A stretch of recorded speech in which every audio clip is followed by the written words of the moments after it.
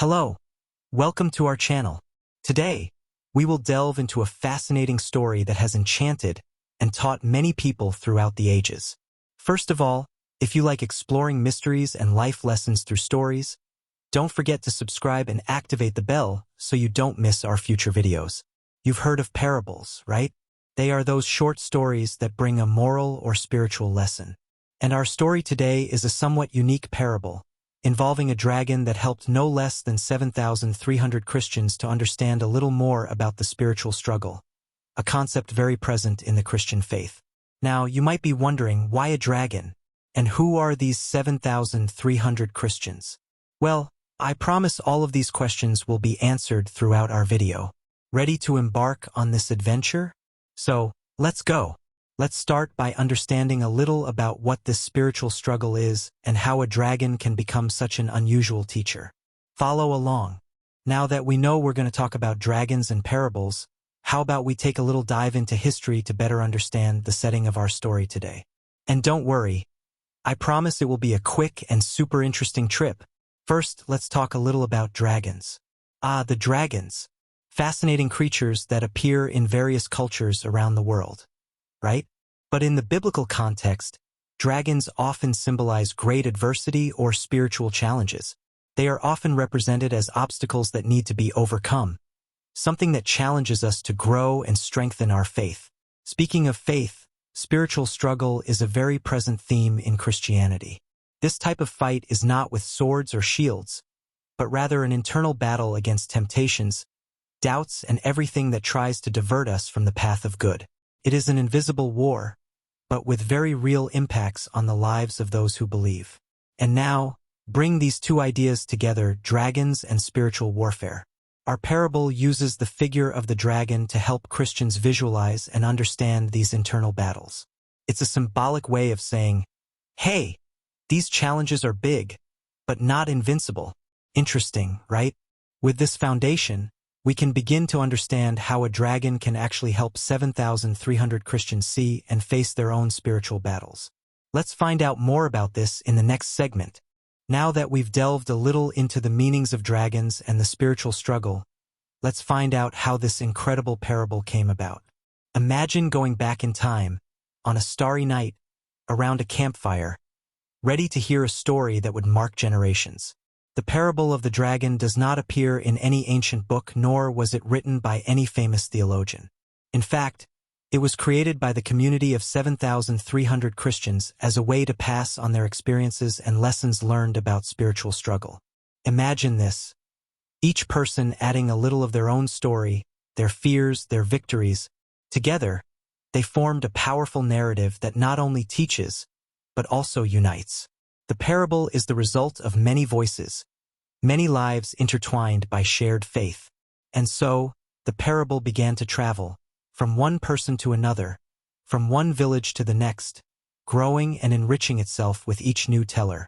She teaches not only about spiritual struggle, but also about the importance of community and mutual support. It's fascinating to think how a simple story can gain so much strength and meaning, isn't it? But what exactly does this parable teach?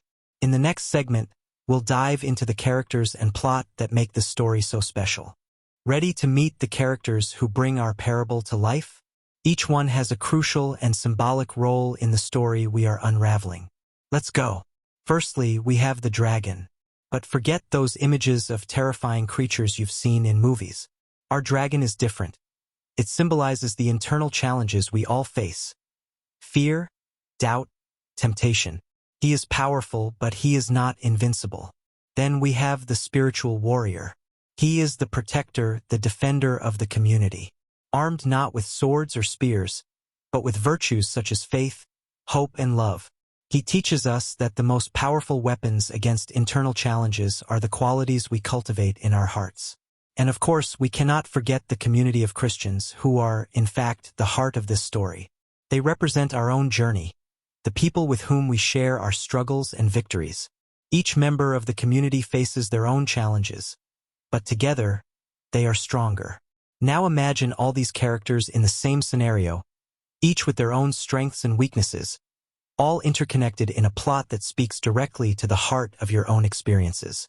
In our next segment, we'll look at how these characters intertwine in a conflict that is both personal and universal.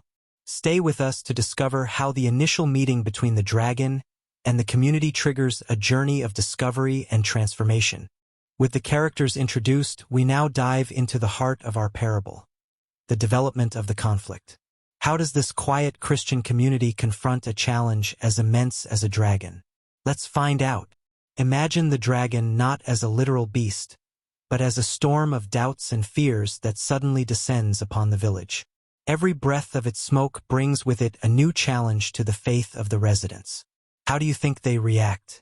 With fear, of course, but also with an opportunity to grow. The community comes together. Some want to run away, others want to face the dragon, and this is where the spiritual warrior comes in. He does not allow fear to dominate him. Instead, he sees a chance to teach and strengthen his community. We must not fear, he says. For every challenge is a lesson in disguise. Together, we can face this dragon and win. His words bring light to the darkness of doubt, instilling courage in the hearts of the villagers. Inspired by the spiritual warrior, residents arm themselves with their own virtues. Faith, hope, and love become shields and spears, not to hurt, but to protect each other and face their inner fears. What began as a moment of fear turns into an opportunity for unity and strength. But will these spiritual weapons be enough to face the dragon? This is the suspense that takes us to the next chapter of our story. Now that the community is united and ready to face its fear, it is time to talk about the intervention of our hero, the spiritual warrior. How will he lead this battle against the dragon? We will see. With the community watching, the spiritual warrior steps forward, not with a weapon in hand, but with a bright light of hope and faith. He does not intend to destroy the dragon, but to transform the fear it represents into something positive. Listen, he says, each of you has an inner strength, a light that can illuminate the shadows of fear.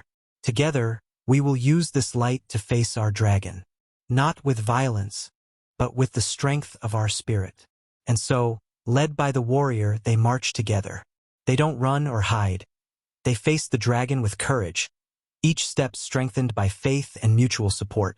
As they get closer, the dragon begins to shrink, not in size, but in intimidating power. It's an epic showdown, but not like the ones you see in movies. It's a battle of light against shadows, where the true victory is over internal fear. And at the crucial moment, the community's light shines so brightly that the dragon can no longer maintain its menacing form. You see, the spiritual warrior's intervention teaches a vital lesson. The real battle is against our own inner shadows, and the greatest weapon we have is our ability to face these fears together, strengthened by faith and communion. In the next segment, we will explore the central message of the parable. What can we learn from this transformation from fear to triumph? Don't miss it.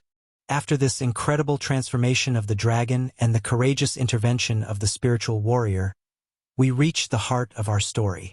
What is the big lesson that this parable wants to teach us? Let's find out together. The dragon, which once symbolized fear and adversity, is now seen as a source of light. It shows us that our greatest challenges can become our greatest sources of enlightenment. The parable teaches us that we should not run away from our fears, but face them with courage and unity. Each person in the community has a unique story about how they faced the dragon. Some talk about overcoming fear, others about how they learned to trust others more, and some even discovered new strengths they didn't know they had. And the spiritual warrior, with his wisdom, guides each one to understand that the fight against the dragon is not just external, but internal. He teaches that the real fight is against the shadows within us, our doubts, our fears, our uncertainties. So what is the central message of our parable? The spiritual struggle is a continuous journey of self-knowledge and growth.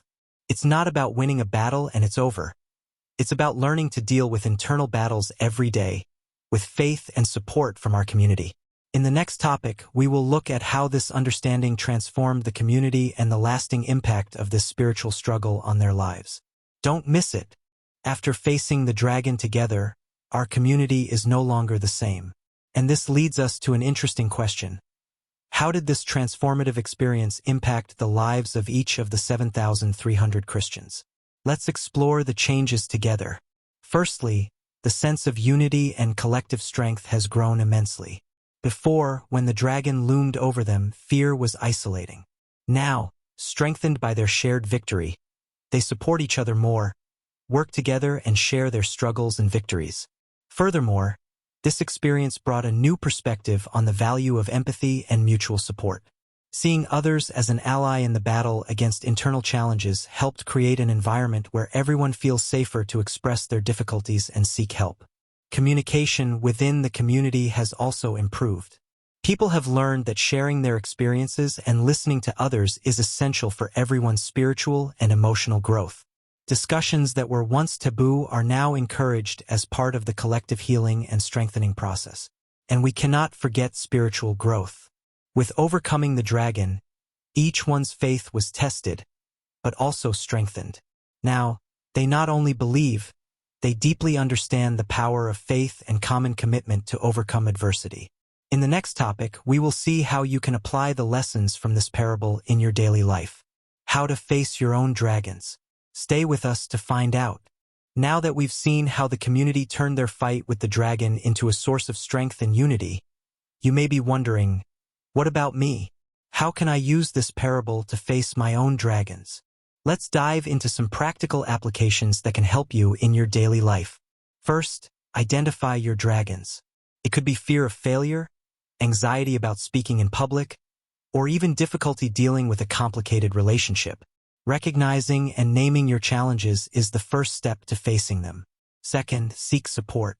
Just as the community grew stronger by uniting against the dragon, you can also find strength in the support of friends, family, or support groups. Sharing your concerns and listening to others can bring new perspectives and solutions. Third, strengthen your spiritual armor. Invest time in practices that nourish your mind and spirit, whether through meditation, reading inspirational texts, prayer, or any other practice that reinforces your inner peace and resilience. Finally, practice facing small dragons daily. Challenge yourself to face small situations that you would normally avoid. This could be something simple like starting a conversation with a colleague or volunteering for a new project at work. Every small victory over these challenges builds confidence and prepares you for bigger dragons. Facing your dragons doesn't have to be a lonely or scary battle.